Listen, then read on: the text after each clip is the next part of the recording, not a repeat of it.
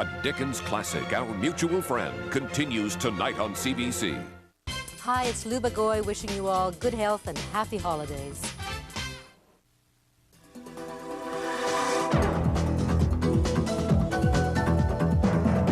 From Toronto, the CBC Evening News with Suhana Marchand. Good evening. Tonight, one woman's solution to the province's health crisis, a Queen's Park news conference. Somebody has to listen. We need changes to the healthcare system. I was told I need to get to Boston. Can I afford to get there? The suburbs, bedroom communities without enough beds to go around. Because we don't have homeless laying on subway grates, you're not stepping over them like you are some areas of Toronto. People just didn't believe that we really had them. And cruising around on the South Seas, watched by your envious friends at home. And we've got them marked here, and I wonder how they're doing and if they'll make it around the world. There is no magic treatment for cancer, but it's amazing the magic a trip to Queen's Park did for a woman suffering from a brain tumor. Amelia Ghani needed follow-up radiation therapy from an operation she had at Princess Margaret Hospital. Now, the treatment was only available in the U.S. OHIP would pay, but there was no OHIP money for accommodation or the trip to Boston. Our Queen's Park reporter Steve Irwin has the story of Ghani's trip to Queen's Park to ask the government to save her life. A trip to my grave. That's what the Ontario Health has done to me, to my family, to my children, to my husband. They need me. A dying mother shows up at Queen's Park to beg for her life. Amelia Ghani had part of a brain tumor removed at Princess Margaret Hospital in March, but needs 8 weeks of special radiation treatment to survive. Treatment she can only get in Boston. Ghani's treatment is covered under OHIP, but with 4 young children and an unemployed husband, Ghani is too poor to pay for the trip herself. I was told I need to get to Boston, but I was never asked, how am I going to get there? Can I afford to get there? A local healthcare coalition picked up Ghani's cause and wrote to the health minister last month asking for help. After waiting weeks for a response that never came, the news conference was arranged, and suddenly things changed. A spokesperson for the health minister says all Ghani's expenses will be paid for by the government. A case has been brought to our attention of an individual who is in a unique financial situation. They do require support, and we're certainly prepared to offer whatever support is required. For Ghani, it was a welcome about-face. Yes, now I can get to Boston and get on with my life. But critics say the government offered to pay only after the health minister got word of the potentially embarrassing news conference, and that many who need out-of-country medical treatment may simply give up when they realize OHIP won't pay their expenses. We've got a universal health care system. That means regardless of how much money you earn, you should have access to the treatment, and if we can't provide it in this country, we provide it somewhere else. Health care is a right in Canada. We expect it to be delivered in that fashion, and we do not expect that each and every patient is going to have to come forward with trust accounts and appeals to the public. Now, Amelia Ghani is expected to be down in Boston within the month to begin her treatment, and the health ministry said today that it will be reviewing its policy on paying the expenses for people who have to travel out of the country for specialized medical treatment. Steve, why isn't this type of radiation treatment available here in Canada? It's a highly specialized machine they use in Boston that apparently blasts protons into the tumor without damaging the brain. It costs tens of millions of dollars. People travel from all over the world to use this machine, and it would just be prohibitively expensive for Canada or Ontario to set one up here. Thank you, Steve. 'Tis the season to be roomy. A new old bug has rolled into town, and it's making a lot of people sick. But as Hamlin Grange reports, there are ways to fight back. It may not be a fate worse than death, it just feels that way. But like death, the flu season is one of those inevitable things. That's why thousands of people roll up their sleeves to get their annual flu shot. Doctors recommend the elderly or people who are ill get the shots. But there is another virus that can make you feel like you have the flu. It goes by the fancy name of parainfluenza type 3. It can cause you to feel fairly miserable, and in small children it can cause a disease called croup, which can on occasion be serious. Croup is that barking cough kids get. This November, the Health Ministry reported a dramatic increase in the number of cases of parainfluenza type 3, especially among young children. The flu shot people got this year will protect them against the really serious and potentially deadly bug called Sydney A. But it won't protect them against parainfluenza type 3. And no vaccine is available because it's not too dangerous. Parainfluenza is a very annoying disease, but the death rate from it is lower than those big viruses. People like Dr. Warren Rubenstein, however, have another concern when it comes to the flu season: the overprescription of antibiotics to treat flu-like symptoms. People looking for this quick fix. They want to feel better. They've read about antibiotics. They think that antibiotics deal with everything. He has some simple advice for patients who get the bug, whether it's a mild cold or a full-blown case of the flu. Wash your hands as much as you can, certainly before you touch your face or mouth if you're sick and you're dealing with your children. The good news is that they're working on a vaccine for parainfluenza type 3. Clinical trials are being done in the U.S., and a vaccine could be available in a few years. Hamlin Grange, CBC News, Toronto. Tonight, we'll go close up. How do we number the new homeless? How about 905? In Peel, I think we're more likely to find that the people who are homeless here are people who are part of this community, who have lived here for a very long time. No place to sleep in the bedroom communities. Later in Close Up. The speaker at Queen's Park wants Al McLean to back up some of the allegations he's making.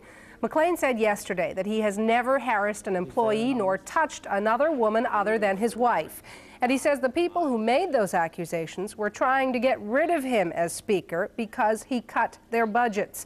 Now, the present speaker, Chris Stockwell, wants to see some evidence for the conspiracy to which Al McLean alludes. It's now incumbent on him, going public like he has done, to provide me with as much information as possible so I can investigate it. And if they are true, let me be clear, if they are true, people will not stay. Stockwell says he's done more budget cutting than McLean, and he hasn't seen any conspiracy to depose him. Toronto firefighters were unable to save an elderly woman overcome by smoke in her home on Fairlawn Avenue today. A neighbor called early this morning after seeing smoke come from the home. 97-year-old Rose Bill was given CPR, but firefighters were unable to revive her. Her son, Walter Bill, is in hospital in serious condition. The fire broke out on the second floor, but the cause is still unknown. An Ontario human rights decision has a message for landlords tonight. You can't turn away potential tenants because their income is too low. A board of inquiry has ruled that practice discriminatory. The decision follows a complaint lodged by Katarina Lewis 9 years ago. She says she was refused an apartment after the landlord found out she was on welfare. Lewis ended up in shelters and motels. Today's decision awards her $5,000 in damages, but she says the victory is also a moral one. It proves, what I have been saying all along, that there's this kind of behavior by the landlords is real, and it does give a great deal of a hardship to a lot of people, a lot of families, and single women. The list goes on. The decision means that landlords can still ask for income information and do credit checks, but it can't screen out prospective tenants based on that information. The ruling also found that there was no evidence that low-income earners pose a greater risk of defaulting on their rent. It's beginning to look a lot like solstice. As Toronto enters its first week of winter, it finally gets some snow.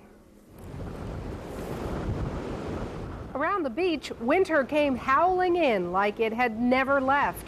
But it really wasn't the snow that bothered most people. It was the wind and cold. Yesterday it's mild. Could have gone golfing except for the rain. Now all of a sudden, a day later, you're looking at what? A swing of about 30, 40 degrees or whatever. 20, 25 anyways. That's Canada. It's exactly the right weather for Christmas right now. There were some delays and cancellations at Pearson because of the weather and necessary de-icing of the aircraft. We had one situation where an Air Canada 767 slid off a taxiway. After it landed, it was going for the taxiway to head into the terminal. It slid off the taxiway because it was icy. Environment Canada says a white Christmas looks quite likely, and especially away from the lakes. All the warm weather we've seen recently has been ushered out of the province, replaced by cold Arctic air, air that's colder than normal by about 5 or 7 degrees and all below normal. So the snow that we've got overnight is going to stay. In fact, we might just even add to it. So traveling in the Christmas period up to Christmas won't be a problem.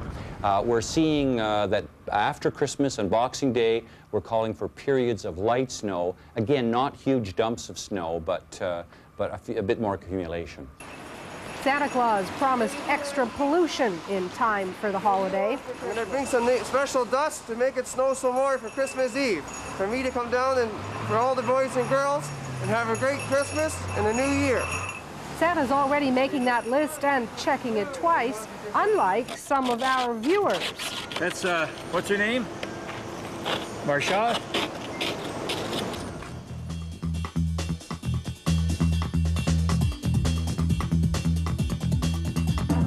The biker wars that spread outside of the gang community in Montreal and began taking the lives of innocent bystanders seems to have begun again. Yesterday, a man wearing a ski mask shot and killed a biker in a Montreal restaurant, wounding 2 other people in the process. Tracy Madigan has the story. He managed to kill someone in broad daylight and escape on foot down a busy street. The man who committed the latest biker murder is still at large. Yesterday, a masked man shot 38-year-old Laurence Bellas in the chest. Bellas was killed instantly. Police say he was a member of the Hells Angels. And although biker violence has become somewhat common in Quebec, this case is different. 2 men who have nothing to do with biker gangs were injured in the spray of gunfire. One still in a critical condition. The other one is luckier. He got hit in one arm. He's stable. In 1995, 11-year-old Daniel Desrochers was killed by debris in a car bomb blast. Not since then has the bikers' violence hurt innocent bystanders. Yesterday's 2 victims not only have to worry about their health, the police say their identities and even which hospital they're in must remain a secret. You have to understand that they are 2 victims, and it's a question of security for them. The owner here agrees the 2 innocent bystanders were simply in the wrong place at the wrong time. In fact, he says the 2 men had never before been in his restaurant. But then again, he says the same thing about the man who was murdered, and yet someone knew where to find Laurence Bellas. At the MUC, when there's a major event like this one, all the other sections, the other divisions are working together. Police are pulling out all the stops. More than the homicide squad, the organized crime team and the anti-gang squad are also tackling the case, trying to quell fears that the Quebec biker gang war can easily take more innocent victims. Tracy Madigan, CBC News, Montreal.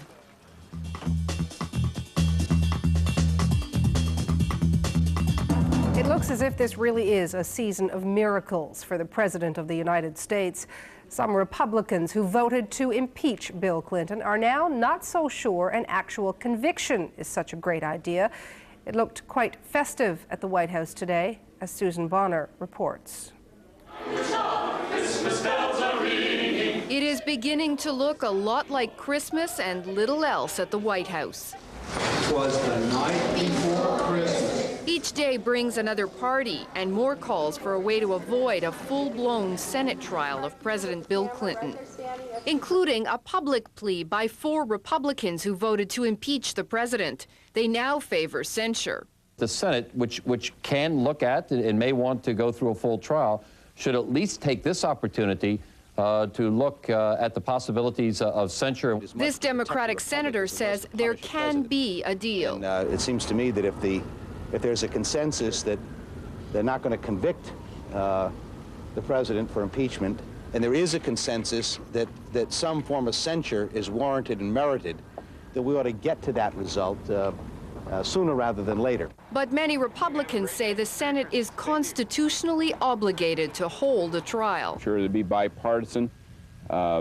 we'll be just as fair to the administration or to the president as we possibly can. But it does call for a trial, so I think that we'll have a trial, the duration of which really is up to the White House.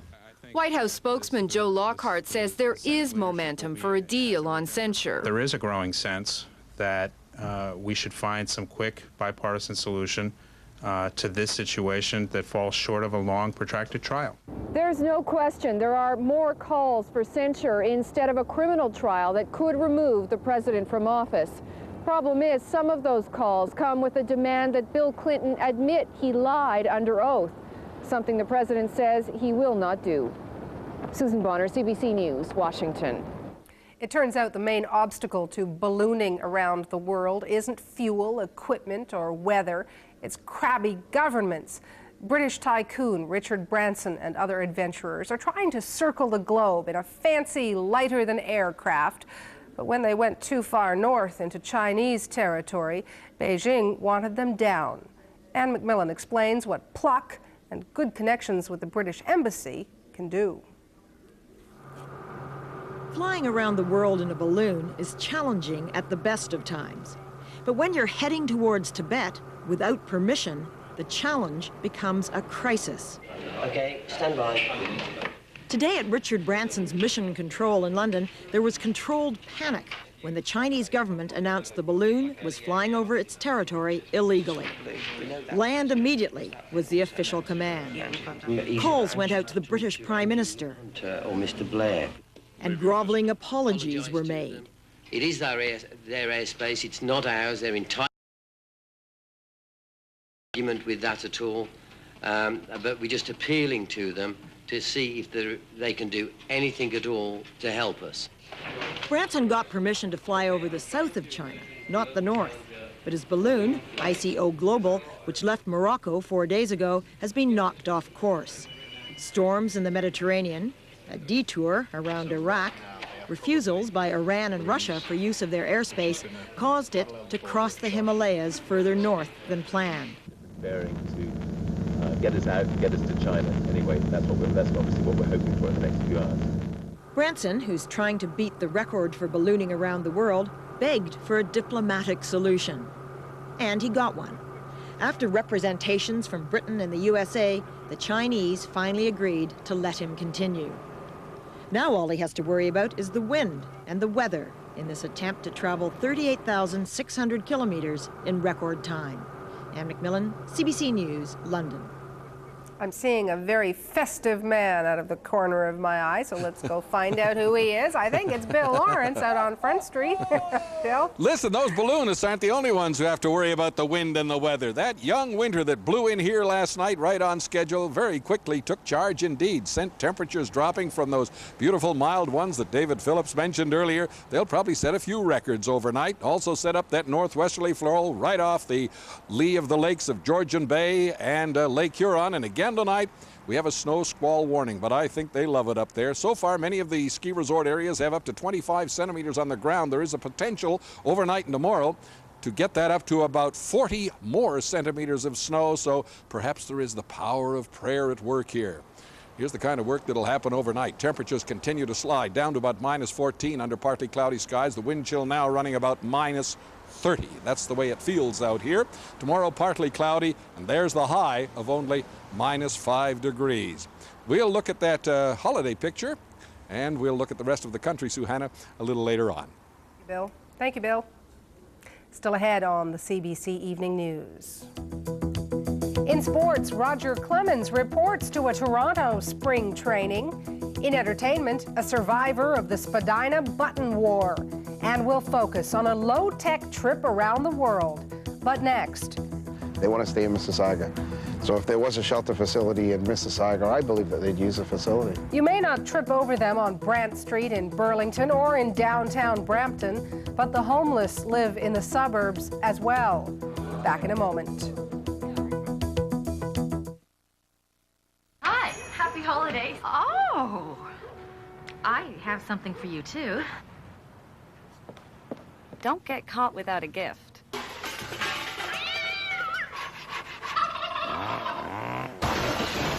Here we go. Oh, it's a turkey. Yep. What an unusual gift. Well, thanks. Zellers has low prices on great ideas, like Christmas wrap and the Kodak Advantix camera. This Christmas, Santa and the elves have a little more time on their hands, thanks to Shoppers Drug Mart's full range of convenient and affordable gifts, like this scented candle with silver-plated base, free for spending $30 on Shoppers Cosmetics Club products. In fact, Shoppers makes gift-giving so easy. Maybe they have a little too much time on their hands.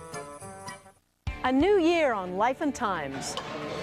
Will the world's fastest man run again? My mom was one of the people that told me that I could be anything if I worked hard enough. Donovan Bailey fights back. The First Lady of Classical Guitar, Leona Boyd. Well, I suppose I've always had a sense of romance. If you're arrogant, it means you're sure of yourself. And Pierre Burton, Canada's great storyteller, with an ego to match. I know I'm good at what I do, and I make no bones about it. In that sense, I'm arrogant. Life and Times returns January 11th. I run an inn, but mostly it runs me. I can't be slowed down wearing something big and bulky for my bladder control problem. But a pad wasn't enough. Until I found new Poise Ultra Plus. They're small and discreet, but have all the protection of a regular undergarment. They absorb all this, and they're just as good at guarding against leaks. Finally, undergarment protection in a pad. With Poise Ultra Plus, I can keep up with innkeeping. New Poise Ultra Plus, the freedom to be yourself. Tuesday, December 29th, CBC takes first prize in figure skating. At 7, a classic fairy tale on ice. Superstar Katarina Witt is Cinderella, the Ice Princess. At 8, Royal Bank Magic on Ice presents The Thrill of Competition with Part 1 of the World Professional Figure Skating Championship. For entertainment or competition, it's all special on CBC Television, December 29th. A holiday special. The town of Big Fork fights to save Christmas, a Klondike Christmas.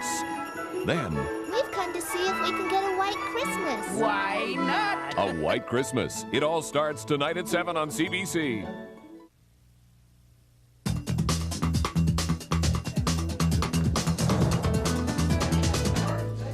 If you live in the suburbs, encounters with the homeless might be limited to the people begging for change outside Union Station.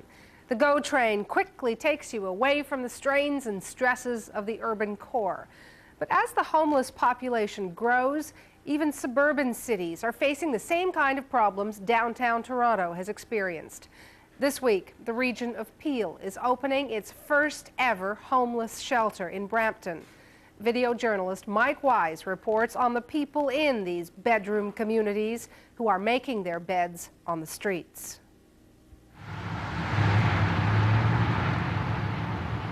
It's hidden away in an industrial area, a building once used as a garage for Brampton's Works Department. But when renovations are over, this will be home for up to 40 homeless men each night this winter. This is all new territory for the region of Peel. Its first major attempt to address a problem it is only now beginning to learn about. In Peel, I think we're more likely to find that the people who are homeless here are people who are part of this community, who have lived here for a very long time. The need for a permanent homeless shelter became obvious here at St. Mary's Church in downtown Brampton. Isn't it delicious? Last winter, parishioners started an Out of the Cold program one night a week, serving free meals and providing the homeless with a warm place to stay. It, more than anything, put some faces on a problem many didn't think existed in the suburbs. Because we don't have homeless laying on subway grates, you know, so you're not stepping over them like you are some areas of Toronto. People just didn't believe that we really had them. But I knew that we did. It's almost been too successful. Last year, they might have had a dozen people sleep over. Some nights this fall, they've had more than 30. There are now 5 churches involved in Brampton's Out of the Cold program. It's a full community effort. During the day, outreach workers from the John Howard Society help homeless people by providing computers for resumes. It's services like this that helped Alan Reed get back on his feet. For him, homelessness is not a new problem. Although he has his own apartment now, he spent the past 16 years living on and off the streets of Brampton. He knows where the problem hides itself. Like you've got the bus shelters, the train shelters, anywhere. It's just like Toronto in a way. Like wherever it's warm, that's where they go. Nobody wants to see them eating out of garbage cans and that. I've done that. I've been through that whole route. Where did you stay when you stayed? Right there. What was that like? Not bad. It was quiet. Like you just had to get out early in the morning, before the traffic comes up. Alan says he knows of 40 to 50 people living on Brampton streets this winter, most of them congregating in the city's downtown area, making it easier in a way to provide them with help. But just south of Brampton, in Mississauga, it's a whole different situation. The way in which it's spread out, it is a very diffuse city, first of all, and it has many pockets, many neighborhoods that serve as centers. So that the number of homeless individuals in any given location is really probably a half dozen or a dozen at most. Jeff Brown first noticed people sleeping in parks and under bridges in Port Credit in southern Mississauga a few years ago. Now, 2 nights a week, his church is the only one in the city to let the homeless sleep over. That usually means no more than a couple of people, drawn from the immediate Port Credit area. Not what he thinks is a true indication of the number of homeless in the city. There have been 8 to 10 different individuals that have availed themselves of our shelter over the time that we've been open. And if you multiply that out by the number of communities like Port Credit in Mississauga, it comes out to probably 80 or 100 individuals. This night, though, his Unitarian church will be filled to capacity with homeless commuters. Here's your homeless guys all waiting for a ride. There's no church available in Brampton tonight, so these homeless people are being driven south in a special out-of-the-cold van. It'll take 2 trips to move everybody, but it's cold, and they don't mind the wait. This will be the first meal of the day. All I've had really to snack on is chocolate ladyfingers and O. Henry bars. Little tiny Halloween O. Henry bars. Sean is 18 and has been living on the streets for the past 2 years. And I've gone through minus 40-degree weather, plus the wind chill, with nothing but a pair of jeans, a t-shirt, and a jacket. And this hat that I'm wearing now, and let me tell you, you're sleeping on concrete in that kind of weather, you really appreciate when you get a nice warm place to sleep. In cities built for the automobile, this van is essential. Behind the wheel is Pastor Michael Case, who with his own evangelistic ministry makes it his calling to patrol the streets each night, logging hundreds of kilometers, keeping tabs on areas where he knows homeless people sleep, like this spot called The Village, in the shadow of Brampton City Hall. If you look over to your left here, in this cluster of trees, there's a couple of females that sleep over here. There's nobody home. This is all their belongings. Brampton he knows pretty well, but he has to work the whole region. We've been going out into the streets of Mississauga, Port Credit, Streetsville, Malton, Caledon sometime, and Bolton. We're not getting the numbers. We know that there are homeless individuals out there, but where they are, we don't know. Part of his job is trying to make contact with homeless people, visiting 24-hour donut shops where some people are known to stay. Got enough coffee and everything, soup, and yeah. Doing what he can to get the word of the shelters out. This is the flyer, and this is a smaller one, which I'd love to kind of put that right in your window there or something. Or this area is, I don't know what it is. This is Mississauga at 5 and 10, and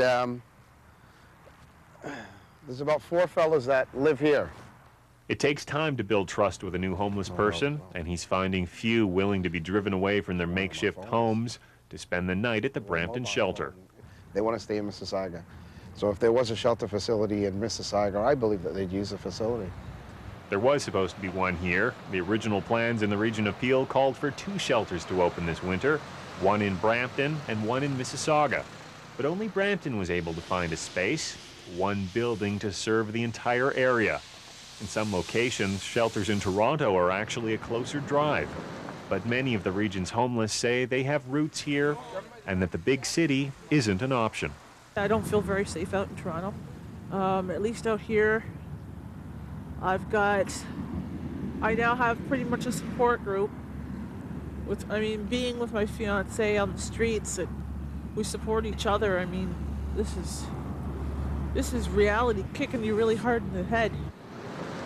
The policymakers in Peel are treating this year as a kind of testing ground. They'll study their efforts this spring, evaluating the problem and its cause, a lack of affordable housing, and try to come up with more detailed solutions for the future. But as for this year, there's a fear they might have already missed the worst off. I feel personally myself that the program got on the way too late and the cold weather started to sink in. So I personally believe that a lot of people have probably hightailed it to Toronto. And because they left, they might not realize that there's people trying to help in the cities they used to call home. Mike Wise, CBC News, Brampton. How do you think the suburbs should deal with homelessness? Let us know. Also share your thoughts about our program and the stories we do. Our phone number is 205-7700. Our fax number is 205-7166. And here is our email address, tvnews@toronto.cbc.ca.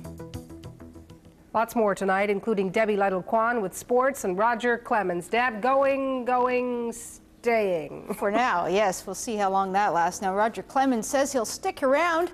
Today, the Rocket withdrew his trade